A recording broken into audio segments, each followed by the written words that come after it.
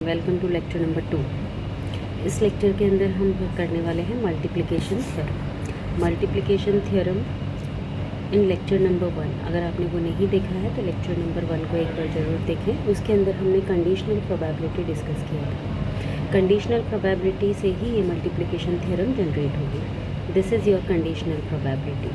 अब इस conditional probability में जो भी चीज़ डिनोमिनेटर में लिखी है वो इवेंट पहले होगी और उसके बाद में सेकेंड इवेंट का हैपनिंग है। ठीक है, उसको हम कैसे लिखते हैं? तो जो भी यहाँ पर दो इवेंट है ए और बी, इन दोनों का इंटरसेक्शन अपने को न्यूमरेटर में लिखना है, फॉर्मूलाइज टाइप से होगा, और जो यहाँ डिनोमिनेटर में है उसकी इंडिविजुअल प्रोबेबिलिटी हमें यहाँ पर रखनी है। That is your formula, that is the conditional probability.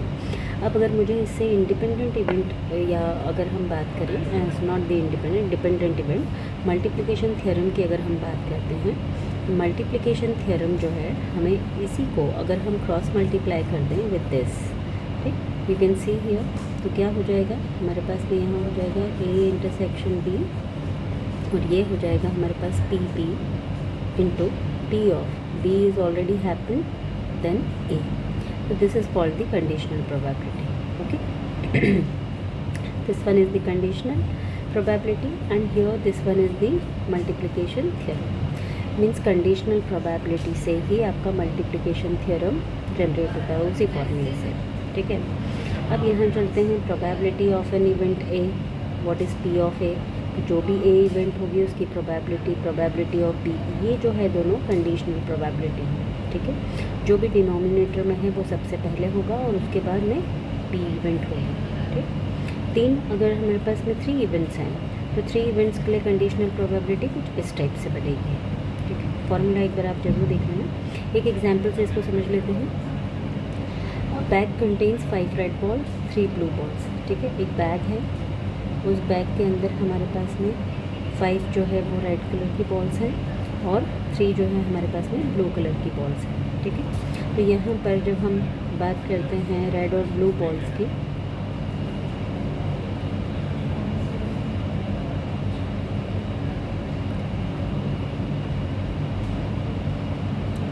suppose if I am going to pick here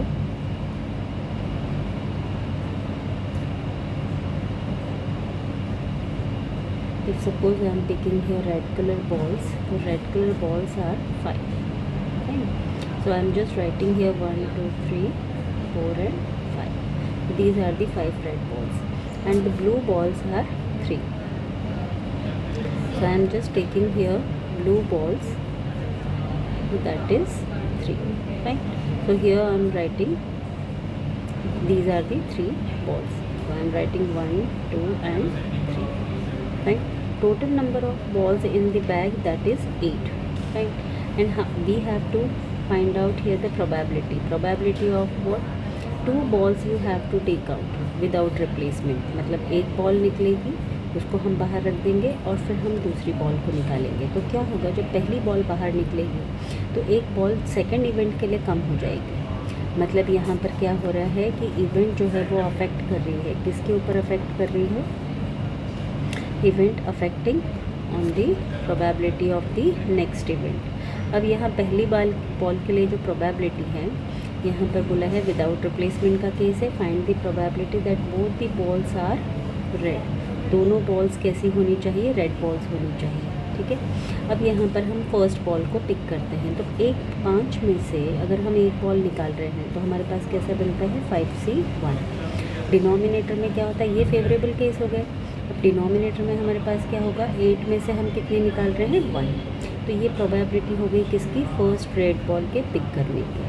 ठीक है, C1 है, तो इसको जब हम सॉल्व करेंगे तो हमें 5/80 मिलेगा। ठीक, अब जब एक बॉल को हमने बाहर निकाल लिया है, ठीक, अब हमारे पास में कितनी बॉल्स बची हैं? 4 बची हैं रेड और 3 ब्लू एज इट इज़ बची हैं। तो सेकंड बॉल के निकालने के लिए total number of favourable case, तो अब 4 बॉल में से ही निकलेगी रेड बॉल, तो 4C1 हो जाएगा। अब डिनोमिनेटर में टोटल नंबर ऑफ बॉल्स कितनी हैं? 7। तो यहाँ देखो, फर्स्ट रेड बॉल की जो प्रोबेबिलिटी है और सेकंड रेड बॉल निकालने की जो प्रोबेबिलिटी है, दोनों चेंज हो गई। इसी को हम कहते हैं कि the occurrence of first event affecting the probability of second event, मतलब दूसरी इवेंट की प्रोबेबिलिटी अगर अफेक्ट हो जाए तो उसको हम डिपेंडेंट इवेंट्स कहते हैं। ठीक है, अब यहाँ हम आगे किसको यूज़ करना है, क्योंकि यहाँ पर उन्होंने both the balls which are red, तो हमें कॉमन प्रोबेबिलिटी निकालनी है इसकी, मतलब R1 इंटरसेक्शन R2। तो हम सबसे पहले क्या करेंगे, according to the formula, see here probability of B, then B event is already happen, then A। अगर इसी के अंदर मैं लिखूँ प्रोबेबिलिटी ऑफ फर्स्ट बॉल तो R1 हो गया, and probability of R1 already occurred, then R2। अब ये मुझे लिखना है। तो अभी आपने ये दोनों प्रोबेबिलिटी देखी है, यहाँ पे कैलकुलेट की हुई है, यहाँ पर चेक करिए, that is 5/8 and that is 4/7। Both the values हम यहाँ इंसर्ट कर देंगे, दैट इज़ 5/8 इंटू 4/7। इसको जब हम सॉल्व करेंगे so will get the answer, so that is 5/40। So as you can see your answer is 5/40।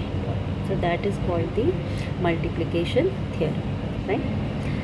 Okay, so this is the multiplication theorem, and that we will use in the proof of total probability theorem and Bayes theorem, right?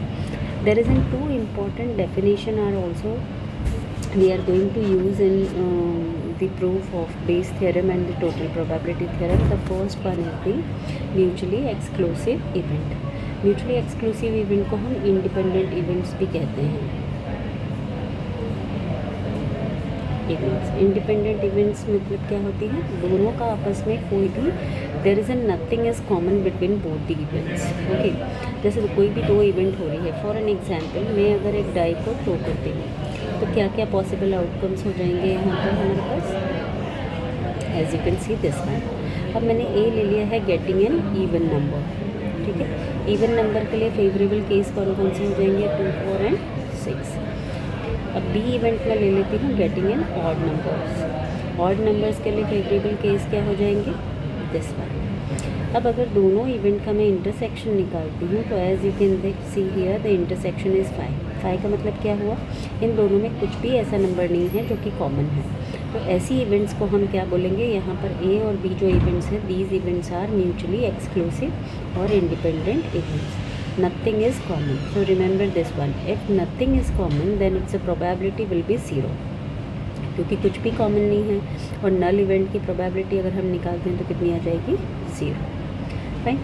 C here the example, the same example we have taken here. Now the exhaustive event. Exhaustive event को थोड़ा ध्यान से समझना, क्योंकि इसका main role रहेगा Bayes theorem और total probability theorem को प्रूव करने के लिए, ठीक है। एग्जॉस्टिव इवेंट ये कहती है कि a set of events is called exhaustive, मतलब दो इवेंट्स हैं और दो हैं या हमारे पास n नंबर ऑफ इवेंट्स हैं, ठीक है। अगर उन इवेंट्स को हम यूनियन लेते हैं, अभी हमने म्यूचुअली एक्सक्लूसिव में क्या किया था, इंटरसेक्शन निकाला था। अब ये कह रहे हैं कि अगर जितनी भी इवेंट्स हो रही हैं उन इवेंट्स का अगर हम यूनियन लेते हैं तो यूनियन सैम्पल स्पेस के बराबर आना चाहिए, ठीक है। अब ये आपको देखो, मैंने बताया था getting an even number, getting an, पहले एक एग्जांपल से समझते हैं फिर मैं आपको उसका स्टेटमेंट समझाती हूँ। कोई एक सैम्पल स्पेस है, जैसे यहाँ पर सैम्पल स्पेस दिया है, एक डाई को थ्रो किया है तो ये सैम्पल स्पेस हो गया। अब वो ये कह रहा है कि दो इवेंट्स हो रही हैं, पहला गेटिंग एन इवन नंबर और दूसरा है गेटिंग एन ऑड नंबर। इन दोनों का जब हम यूनियन लें तो यूनियन के अंदर आपको पता है हर नंबर एक बार ज़रूर आता है, ठीक है, चाहे वो ए में हो या बी में हो। तो यहाँ देखो 1 आएगा, 2 आएगा, 3 आएगा, 4 आएगा, 5 आएगा, 6 आएगा, तो इसके अंदर क्या आ जाएगा, एंड 6।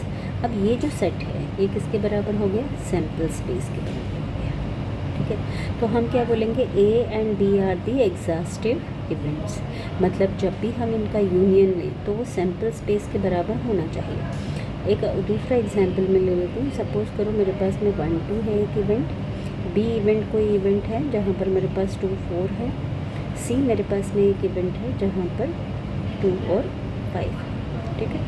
अब यहाँ पर मैं इनका यूनियन लेती हूँ, मुझे ये चेक करना है कि ये एग्जॉस्टिव इवेंट है या नहीं है। अब यूनियन के अंदर क्या होगा, कॉमन एलिमेंट्स आते हैं, तो अब यहाँ देखो 1 भी आएगा, 2 भी आएगा, फिर यहाँ 2 ऑलरेडी हम ले चुके हैं, देखो 1 आ गया, 2 आ गया, 4 आ गया, 5 आ गया। अब आप ये चेक करो क्या ये सैम्पल स्पेस के बराबर है, तो ये सैम्पल स्पेस के बराबर तो नहीं है, this is not the sample space. तो not equals to the sample space, तो यहाँ सिचुएशन क्या बन जाएगी, A B and C are not the exhaustive event. वहीं अगर मैं एक एलिमेंट इसके अंदर और इंक्लूड करूँ, अगर जैसे मैं इसी एग्जाम्पल को थोड़ा सा चेंज करूँ और यहाँ पर मैं ले लेती हूँ 3 and 6। अब मुझे बनाना है इनका यूनियन। तो इस केस में जब हम इसका यूनियन बनाएंगे तो हमारे पास में यूनियन में के सेट में एलिमेंट्स कौन कौन आ जाएंगे, 1 आ जाएगा, 2 3 4 5 and 6। ठीक है, यहाँ हम क्या बोलेंगे, this one is equals to the sample space. तो हम इसको ये बोलेंगे कि यहाँ पर ये जो इवेंट्स हैं वो एग्जॉस्टिव इवेंट्स हैं। ठीक है, तो यहाँ पर हमारे पास में डेफिनेशन क्या बनकर आती है कि जितनी भी इवेंट्स हो रही हैं, सपोज किसी सैम्पल स्पेस में n नंबर ऑफ़ इवेंट्स हो रही हैं, n नंबर ऑफ़ इवेंट्स है, अगर मैं इसका यूनियन लेती हूँ तो वो किसके इक्वल आना चाहिए, सैम्पल स्पेस के बराबर आना चाहिए। That is called the exhaustive events. Fine. In the lecture number 3 we will prove the total probability theorem, and in lecture number 4 we will prove the Bayes theorem. But before proving that the total probability and the Bayes theorem, you have to watch and you have to study the lecture number 1 and lecture number 2. Right? Thank you.